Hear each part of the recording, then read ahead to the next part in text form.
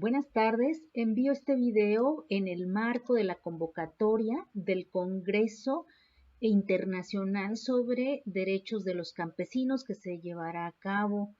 en coordinación con el Centro de Investigaciones Socioeconómicas de la Universidad Autónoma de Coahuila durante en el mes de diciembre del 2020. El trabajo que presento lo presento para el eje de presentación de trabajos que denominan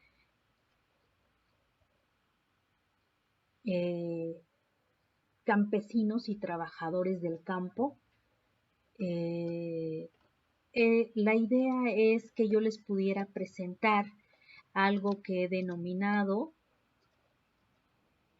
un segundo, algo que he denominado derechos económicos, sociales, culturales y ambientales en una comunidad rural de Oaxaca. El objetivo de la investigación que se presenta es discutir el reconocimiento de los derechos económicos, sociales, culturales y ambientales para identificar el alcance que se tiene en una comunidad rural de Oaxaca. Esto con la intención de resaltar la soberanía alimentaria como un eje articulador que puede potenciar el ejercicio de estos derechos mencionados, en principio porque son los estados nacionales quienes deben asegurar que estos derechos se reconocen, se respetan y se impulsa el ejercicio de los mismos a través de políticas públicas encaminadas a cumplir este objetivo. Pues bien, debo destacar que desde 1990, específicamente a partir de 1994, con la firma del Telecán, se privilegió la importación de granos básicos como el maíz, en la lógica de impulsar las ventajas comparativas, centradas específicamente en que era más barato importar el grano de granos básicos que impulsar la producción, porque se consideró que la producción campesina de pequeña escala no era rentable, por lo que desde el aparato gubernamental decidieron apoyar ampliamente las agroindustrias de gran escala, principalmente en el norte del país. Sin embargo, a 10 años del Telecán y de esta lógica de impulso de agricultura a gran escala, se comenzó a discutir la importancia de la soberanía alimentaria como un proyecto político, porque la soberanía permite fortalecer la autodeterminación o autonomía del país, que además se ha sustentado sobre esto, que dicha soberanía en gran medida la aportan o la pueden aportar eminentemente los campesinos del país, en tanto que el grano básico que se produce, el maíz, se produce en prácticamente todo el país, a pesar de que muchos de estos campesinos también tienen producciones comerciales, incluso eminentemente de exportación, como el caso del café de especialidad, es decir, el café orgánico y de comercio justo. El caso a que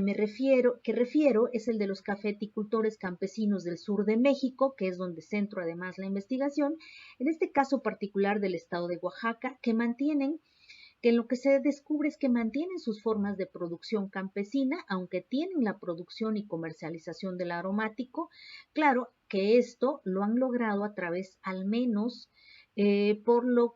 su trabajo de 30 años de experiencia productiva y organizativa, puesto que sus estrategias de organización de los cafeticultores orgánicos y del comercio justo les permitió incursionar en el camino de la autogestión productiva y se vincularon al mercado al tiempo que también mantuvieron sus propias formas de producción como el cultivo de la milpa. Asimismo, han mantenido su producción de traspatio que favorece su producción de autoconsumo. Consideramos en ese marco que se debe fortalecer esta producción campesina por varias razones de suma importancia. En principio, porque la producción de autoconsumo asegura el acceso a una alimentación culturalmente aceptable y de calidad, saludable, al tiempo que esto es un factor fundamental en el cumplimiento de los DESCA, de los derechos económicos, sociales, culturales y ambientales, que por lo menos hasta el sexenio pasado solo se consideró la seguridad alimentaria, es decir, que significó solo tratar de acercar alimentación sin pensar en lo culturalmente definido por cada una de las poblaciones regionales del país. En este sentido, consideramos que pensar en la soberanía alimentaria como eje articulador de política pública agropecuaria y social es una necesidad no solo por el acceso a la alimentación de la población campesina, sino además por el aporte que puede representar para la nación el tener una autonomía alimentaria que permite tomar decisiones propias a partir de esta fortaleza. Con la investigación se pudo identificar que existen cambios en la política agropecuaria y social que tienen esta tendencia, en particular el programa Producción para el Bienestar y Sembrando Vida. Aunque el diseño de los programas es prometedor y plantea cambios sustanciales como el impulso de la agroecología para asegurar la soberanía alimentaria y con ello también apoyar eminentemente actualmente al 65% de la población campesina para esta estrategia. Sin embargo, la operación de los programas aún puede presentar grandes retos que esperamos pues se puedan cuidar, como el hecho de reconocer el conocimiento que ya existe en las comunidades y que muchos de esos campesinos ya tienen por su trayectoria y su experiencia en el cultivo de pues alimentos en general básicos y que pueden partir de un diagnóstico municipal real sobre las condiciones materiales de la población. En este sentido, nosotros nos centramos en una localidad en particular del estado de Oaxaca, como ya lo había mencionado, que se llama Tataltepec de Valdés. Es una comunidad, es un municipio donde se realizó trabajo de campo para conocer sobre los ingresos económicos y el acceso a la alimentación de la población. En este municipio se integra por 5.561 habitantes, 91.30% de la población se encuentra en condiciones de pobreza moderada y extrema. Dentro del municipio realizamos trabajo de campo específicamente en la localidad que se denomina Ocote, con el objetivo de identificar, como ya mencioné, los ingresos monetarios del que depende la población, las familias de esta localidad y el gasto familiar que realizan, es decir, para saber también cuánto necesitan gastar y que están destinando para satisfacer las necesidades básicas. En la localidad de Locote, contextualmente para que se tensen el tamaño de la localidad y cómo es, cuenta con 220 habitantes, está a 577 metros de altitud, es decir, es una sola zona cálida.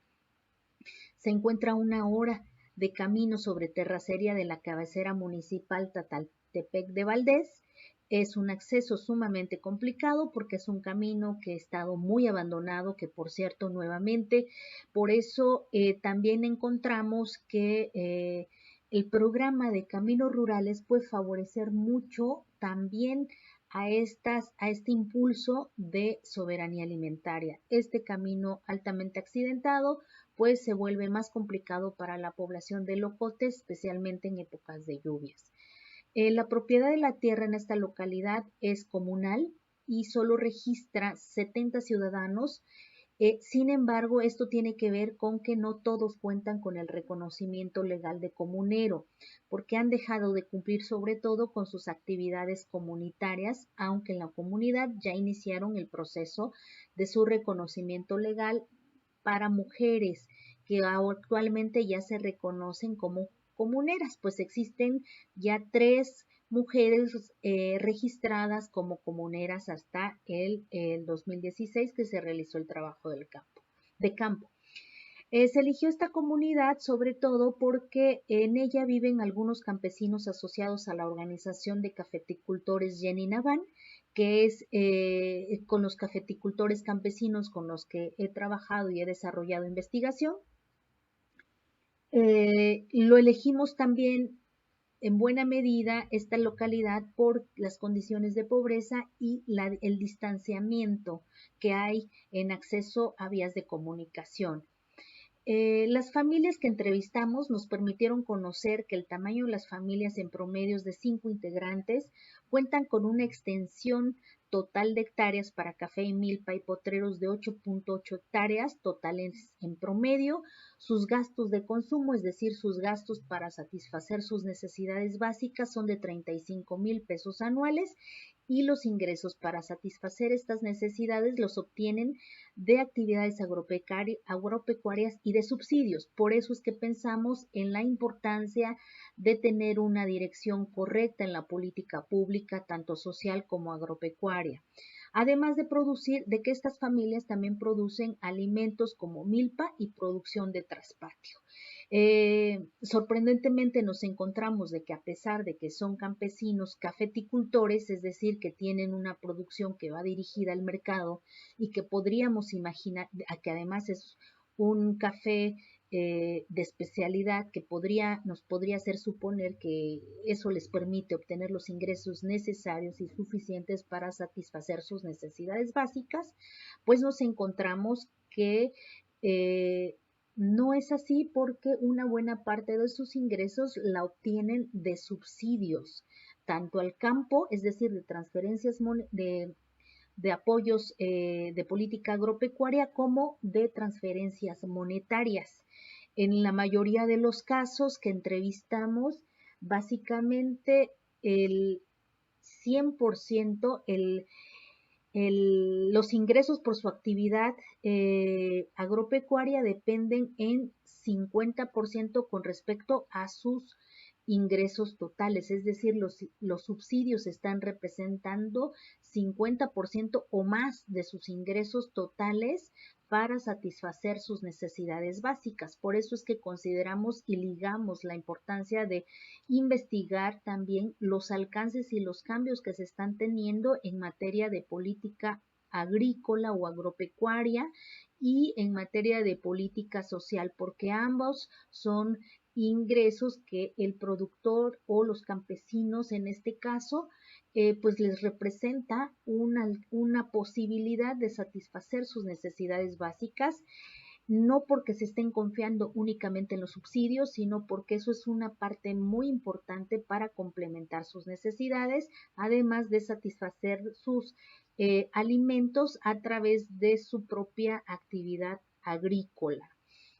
Entonces, eso fue parte de los hallazgos que encontramos, que los subsidios hasta ese momento han sido muy importantes y que la política agropecuaria, que está dando un giro hacia la transición de una agricultura agroindustrial a una agroecología, pues esté realmente vinculada a las necesidades como muy particularizadas de algunos municipios, como el caso de Tataltepec de Valdés. Consideramos también que el hecho de mantener estas familias todavía con una dependencia de subsidios tiene que transitar también hacia la posibilidad de que aumenten la producción de sus propios alimentos, además de dirigirlos algunos excedentes hacia el mercado, porque solamente en la medida que se asegure esta soberanía alimentaria, es decir, es que ellos mismos produzcan sus propios alimentos, eso les puede permitir cierta autonomía para ir definiendo no solo lo que culturalmente están acostumbrados a consumir para sus alimentos, sino también una autonomía para decidir si se mantienen o no dentro de sus propias localidades. Entonces son parte de los hallazgos que vamos teniendo. Creemos todavía que es muy complicado en este momento tener ya un balance de los resultados sobre los cambios de las políticas públicas, específicamente sobre dos programas particulares que mencioné al interior, que es Sembrando Vida y Producción para el Bienestar. De momento sí siguen recibiendo los apoyos estos productores, sin embargo, todavía esa transición para aumentar también esa transición agroecológica que les permita no solamente el mantener la biodiversidad, sino también aumentar su producción de autoconsumo, pues creo que todavía falta algún par de años por lo menos para que pudiéramos valorar esa parte de los alcances de la política pública de manera muy concreta en lugares muy localizados, como el caso de Tataltepec de Valdés. Y eso sería todo de momento que podría exponer.